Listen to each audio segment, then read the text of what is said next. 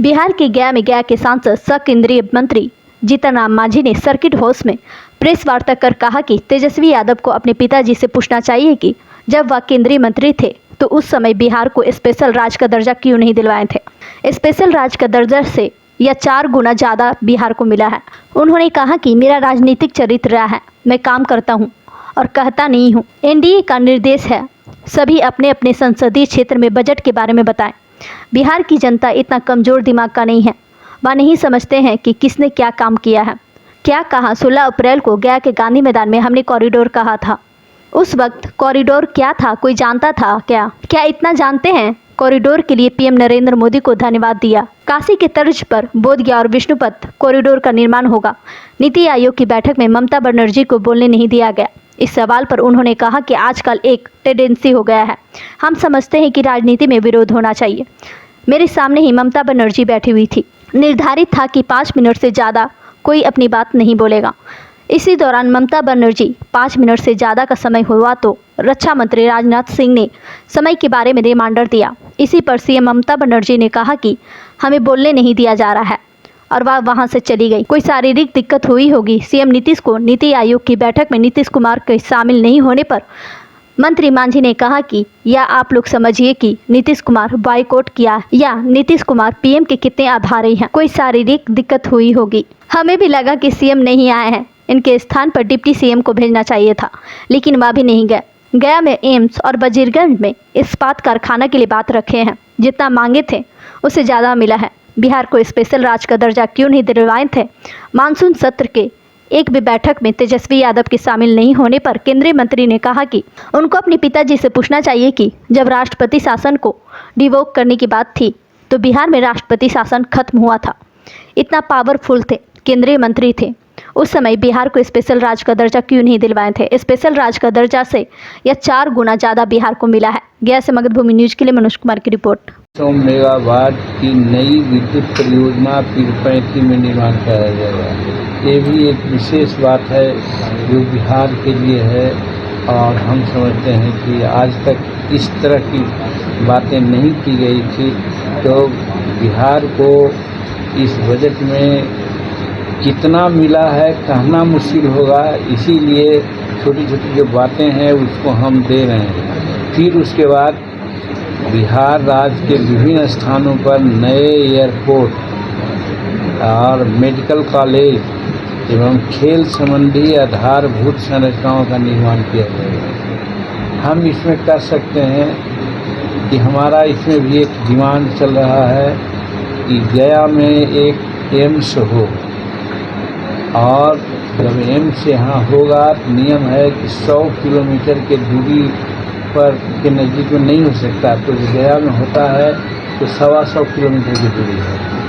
इधर नागपुर में है जाकर के दुमका में का है वो भी 200 किलोमीटर है। और ये जो हमारा अमृतसर और कलकत्ता कॉरिडोर जो बन रहा है और गया इंडस्ट्रियल नोड बन रहा है तो निश्चित रूप में यहाँ एम्स का औचित्य है। ये चर्चा किया है, लिख करके भी दिया है। मैं समझता हूँ कि जो ये लिखा हुआ है कि मेडिकल कॉलेज संबंधी आधारभूत संरचनाओं का निर्माण किया जाएगा तो उस पर भी मेरा प्रयास होगा और मैं आशान्वित हूँ। एयरपोर्ट का जहाँ तक सवाल है, आप लोगों ने सुना होगा नायडू साहब इसके हैं मंत्री, उनसे वार्ता हुई है, लिख करके भी दिया है और इसका भी मेंशन किया है कि जब नए एयरपोर्ट की बात करते हैं तो हमारा गया का एयरपोर्ट में ज़मीन संबंधी सारी जो कठिनाइयाँ थी उसको दूर कर दी गई है। उसका विस्तारीकरण होना चाहिए और गया में 2-3 उड़ानें और आवे, खास करके एयर इंडिया का, इंडियन एयरलाइंस का, और साथ साथ यहाँ पर मालवाहक विमान भी आवे, कार्गो सेवाएं भी आवे। इसके लिए भी हम लोग प्रयास किया है। मैं समझता हूँ कि उसको क्लियर नहीं किया गया है, लेकिन जब ये बातें कही गई है कि एयरपोर्ट और मेडिकल और खेल संबंधी, खेल में भी एक अंतर्राष्ट्रीय स्टेडियम की बात भी हमने किया है, तो ये सबसे ऐसा लगता है हम लोगों को कि इसको भी हम लोग यहाँ पर बनाने में सफल होंगे और नरेंद्र मोदी जी का इसमें निश्चित रूप में है। और एक योजना जो हम आपको कहा कि पूर्वोदय योजना उन्होंने बनाने की बात की है, उसमें बिहार के साथ झारखंड है, पश्चिम बंगाल है, उड़ीसा है, आंध्र प्रदेश का समेकित विकास किया जाएगा। इसमें मानव संसाधन और आधारभूत संरचना का विकास किया जाएगा और आय के साधनों के निर्माण के साथ साथ बिहार समेत पूर्वी क्षेत्र को विकसित किया जाएगा। ये भी एक नई योजना है जो बिहार के लिए मिली है, बिहार के पूर्वी विभाग के लिए मिली है। और विद्युत के संबंध में जो बातें हुई है हम नहीं नोट कर पाए हैं, लेकिन विद्युत में है कि हम सौर ऊर्जा का डेवलपमेंट ज़्यादा करेंगे और लोगों को जो विपक्ष बिजली के रूप में बहुत ज़्यादा मिल रहा है जिससे लोग त्रसित होते हैं, ऐसा प्रयास किया जाएगा कि सौर ऊर्जा से ही उन लोगों के डिमांड हम लोग पूरा करेंगे और बिजली का बिल उनका नील होगा। तो ये भी प्रयास इसमें किया गया है। इस तरह से मैं समझता हूँ कि एक जो बजट है विशेष करके सब कोई कहता है, ये आउट ऑफ वे मैंने नोट करने के लिए नहीं कहते हैं, लेकिन जब पार्लियामेंट में बात उठती है तो जो हमारे मित्र MP लोग हैं या अन्य लोग भी हैं वो उलाहना देते हैं कि सब तो आप लोग गया और बिहार में ले गए और बजट में क्या रखा हुआ है, इस तरह से उलाहना देते हैं। तो कहने का मतलब इस साल का बजट बिहार के लिए बहुत सौभाग्यशाली बजट रहा है और हम समझते हैं कि इसकी क्रियान्वयन ठीक ढंग से किया जाएगा तो हम सब जरूर लाभान्वित होंगे और कुछ होने की बात होगी उस पर भी हम भी लगे हुए हैं। हमको लगता है कि नरेंद्र मोदी जी ने जो कहा था चुनाव में कि बिहार के गया के वासियों, जीतन मांझी चुनाव यहाँ नहीं लड़ रहा है, नरेंद्र मोदी चुनाव लड़ रहा है, ये उन्होंने कहा था। उस चीज़ को आप लोग याद रखिए और उसी रूप में मैं समझता हूँ कि वो गया को उन्होंने सब कुछ देने की बात किया है और भी जरूरत होगी तो देंगे।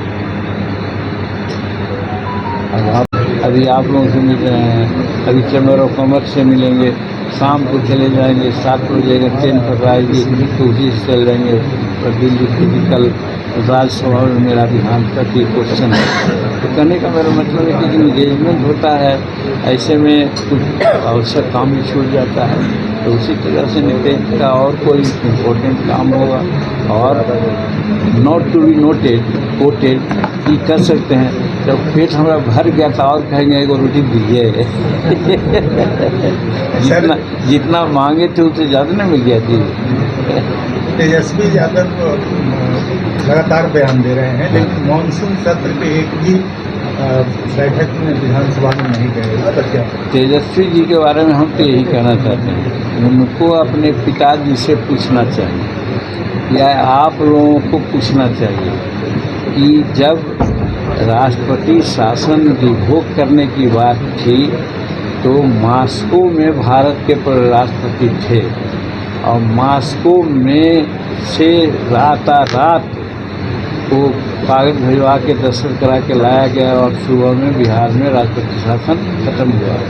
इतना पावरफुल थे वो केंद्र में जिसमें शायद रेलवे मिनिस्टर थे, उस समय स्पेशल राज्य का दर्जा क्यों नहीं दिलवाए थे?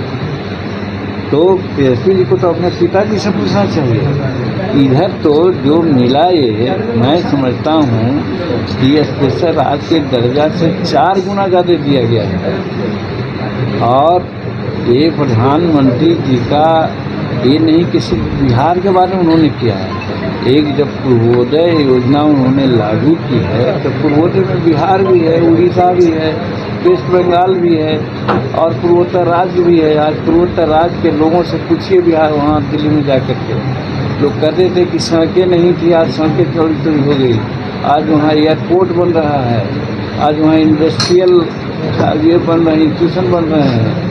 तो नरेंद्र मोदी जी तो पूर्वोत्तर राज्यों के लिए तो एकदम दिल खोल करके लगे हुए हैं कि कैसे उसका विकास हो, जिसमें बिहार को भी उन्होंने ले लिया। बहुत बहुत धन्यवाद आप लोगों को। ये भैया इसके बारे में हम नहीं कर सकते हैं। हमारी राजनीतिक चरित्र शुरू से रहा है कि मैं काम करता हूँ, कहता नहीं हूँ। ये भी जो आज कहने आया हूँ, ये इंस्ट्रक्शन है एनडीए के साथियों का कि अपने ज़िला में जाकर के आप लोग प्रेस कीजिए। तो कौन क्या कह रहा है उससे हमको मतलब नहीं, हम काम करना चाहते हैं। और दूसरी बात है कि बिहार की जनता, भारत की जनता इतना कमज़ोर दिमाग के नहीं है कि जो नहीं समझते हैं कि किसने क्या कहा। इस नाम पर जैसे हम अभी कहा कि जब हम 16 अप्रैल को बोल रहे थे गांधी मैदान में, उस समय कॉरिडोर क्या होता है कोई जानता था?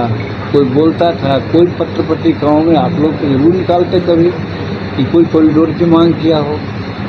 तो उस समय शुरू हमने कॉरिडोर की बात की, लेकिन उसके बावजूद भी मैं कहता हूँ कि मेरा उसमें कोई योगदान नहीं। नरेंद्र मोदी जी का योगदान है कि जो कहा था कि हम गया से चुनाव लड़ रहे हैं, इसलिए उन्होंने सब किया।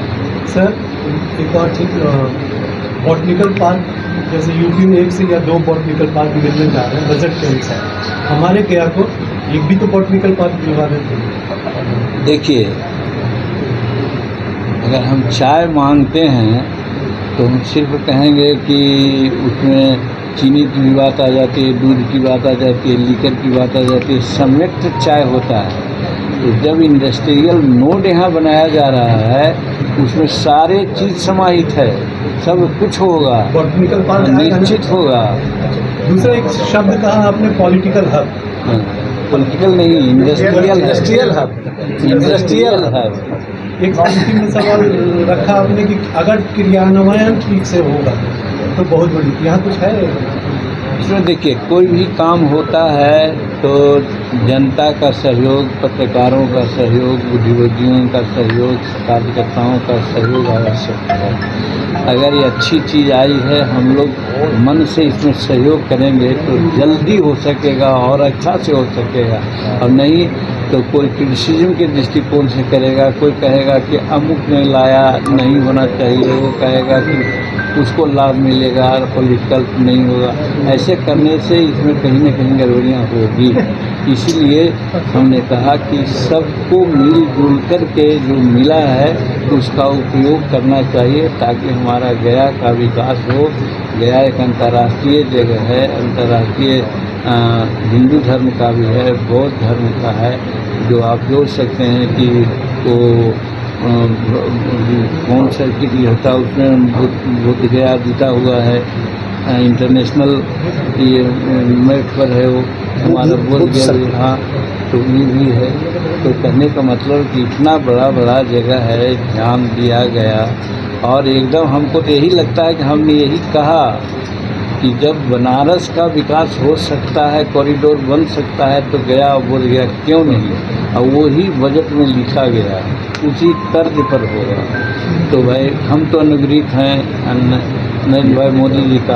और रही बात कौन क्या कहता है उससे हमको मतलब। सर एक सियासी दुनिया का सवाल है, नीति आयोग की बैठक की जो बात थी, ममता बनर्जी ने कहा कि हमें बोलने नहीं दिया गया, माइक कुछ नहीं। देखिए, आजकल ये टेंडेंसी हो गई है, हम समझते हैं कि विरोध होना चाहिए, राजनीति में सभ्य विरोध होना चाहिए।